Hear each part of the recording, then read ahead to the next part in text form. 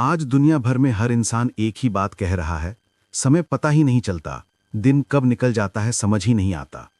ऐसा लगता है जैसे 24 घंटे का दिन अब 16 घंटे का रह गया हो। लेकिन ये केवल एक एहसास नहीं है, धरती के घूमने की गति सच में तेज हो रही है।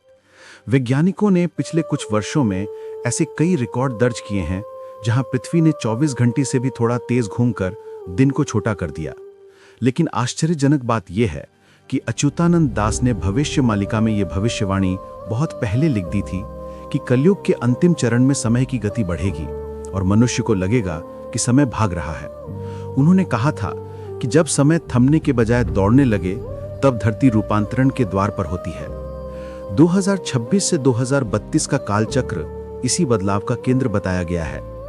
2026 में मौसम की गड़बड़ी शुरू हुई, 2027 में भूकंपों में उछाल आया, 2028 में ज्वालामुखी अनियंत्रित हुए, 2029 में समुद्र का व्यवहार असामान्य हो गया और 2030 में सूर्य की चमक में बदलाव दिखा। ये सभी संकेत बताते हैं कि पृथ्वी अपनी ऊर्जा बदल रही है। समय के तेजी से भागने का कारण केवल पृथ्वी की गति नहीं, बल्कि वो ऊर्जा परिवर्तन है जिसे ऋषियों ने अंत समय का संकेत कहा है। समय के साथ साथ मनुष्य के मन पर भी इसका असर पड़ रहा है।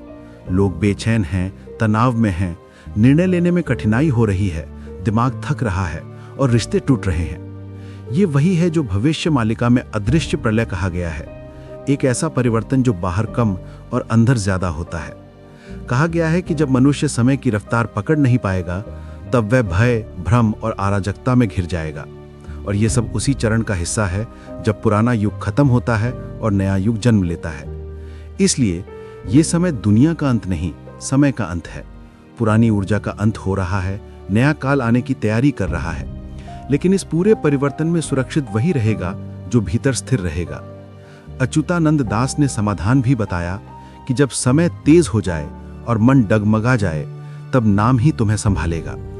इसलिए चाहे समय क्यों ना भाग रहा हो, चाहे दुनिया बदल रही हो, चाहे दिन 24 घंटे का ना रहे, अंतिम सुरक्षा केवल एक है, राम नाम।